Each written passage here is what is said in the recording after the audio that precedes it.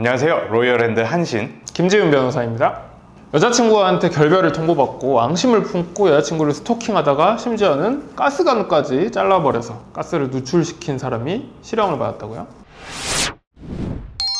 구독과 좋아요, 알림 설정 부탁드립니다. 구체적인 사안을 좀 살펴보면 결별을 통보하니까 여자친구 집에 무단으로 침입을 해서 가스관을 자른 채로 거의 40분 가까이를 틀어놨다고 해요. 이거 뭐 가스레인지 불이라도 잘못 키면 이거 폭발하는 거 아니에요? 그렇죠. 아마 뭐 빌라였던 것 같은데 거기가 뭐 통째로 다 날아가도 전혀 이상하지 않을 만큼 틀어놓은 거죠.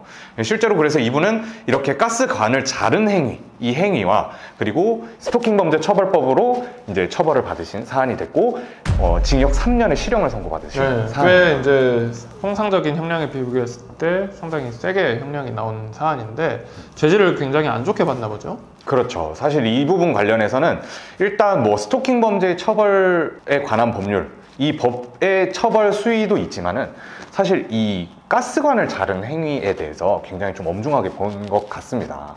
조금 의아하실 수도 있어요. 만약에 이걸 관심을 가지고 조금 찾아보신 분이라면 이게 가스관을 잘랐으면 이게 사실상 이게 폭발시키려고 한 거 아닌가. 그냥 테러 아니에요, 테러. 그렇죠. 테러라고 생각할 수 있습니다. 뭐 그 여자친구도 당연히 아무 죄가 없는 억울한 사람이지만 가족들 혹은 옆집 윗집에 사는 이 주민들 모두가 위험에 빠질 수 있는 그런 상황 아닙니까? 최근에 조금 다른 사안과 관련해서 이슈가 됐던 이제 폭발물 파열죄가 적용돼야 되는 거 아닌가 이렇게 생각을 하시는 분들도 좀 있을 것 같아요. 이 사안 같은 경우에는 폭발물이라고 평가되지는 않았고 어쨌든 이 가스를 누출시킨 행위에 대한 처벌 규정이 따로 있기 때문에 이 처벌 규정에 의해서 처벌 법조가 적용이 돼서 이렇게 나온 걸로 생각이 됩니다. 근데 만약에 가스가 실제로 터져가지고 그 안에 있던 사람 혹은 다른 주민이 뭐 다치거나 혹은 진짜 심각할 경우에는 사망까지 이르렀다.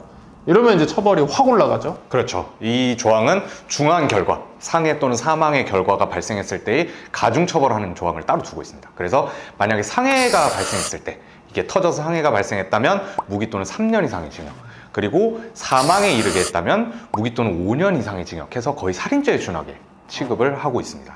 아마 이걸 들으시면 상해나 사망이나 이렇게 차이가 별로 없어라고 생각하겠지만 통상적인 다른 법 체계랑 비교하면 사망의 법정형이 낮았다기보다도 상해만 입히더라도 너무나 큰 위험이니까 사망이랑 거의 비슷하게 처벌할 수 있다. 심지어 무기징역도 여전히 가능하니까요. 그렇죠. 그래서 꽤 큰 무거운 범죄다 생각하시고 절대 꿈도 꾸시지 말아야겠습니다. 보통 사람들이 이런 행위들을 이런 가스 누출 행위 일부러 이제 폭발성 물질들이나 혹은 이제 그런 그 상황에 위험에 처하게 하는 행동들이 어떤 죄일지 궁금해할 것 같은데 한번 정리해서 한번 알려주실 수 있으실까요? 네, 우리 형법에서는 무언가를 터뜨리거나 터질 위험이 발생하게 하는 것에 대해서 한 3가지 정도로 규정을 하고 있습니다. 첫 번째가 가장 형량이 강한 폭발물 파열죄, 두 번째가 이제 폭발성 물건입니다. 그리고 요거보다 이제 약간 더 경한 게 이제 이 사안에서 적용된 폭발의 우려가 있는 뭐 가스나 또는 방사선 이런 것도 포함이 되어 있더라고요. 네. 그런 부분들을 누출시키는 행위를 처벌하는 규정을 따로 두고 있고 이게 3가지 중에서는 가스 누출이 가장 약하게 처벌이 되고 있습니다. 그럼 뭐 예를 들어보면 이제 이렇게 도시가스관을 잘라서 이제 가스를 누출시킨 사람은 가스 누출 관련해서 그렇죠. 처벌을 받고 좀 센 단위의 화염병이라든지 아니면 약간 조잡한 수준의 사제폭탄 그렇죠. 뭐 이 정도 수준은 폭발성 물건 파열 이제 혐의로 처벌이 되게 되고 아예 그냥 뭐 어디 다이너마이트 같은 걸 훔쳐가지고 어디 설치해서 막 TNT를 터뜨린다든지 이 정도 되면 이제 가장 무거운 폭발물 파열죄가 돼가지고 최대 사형까지도 가능한 중한 처벌을 받게 된다는 거죠. 네.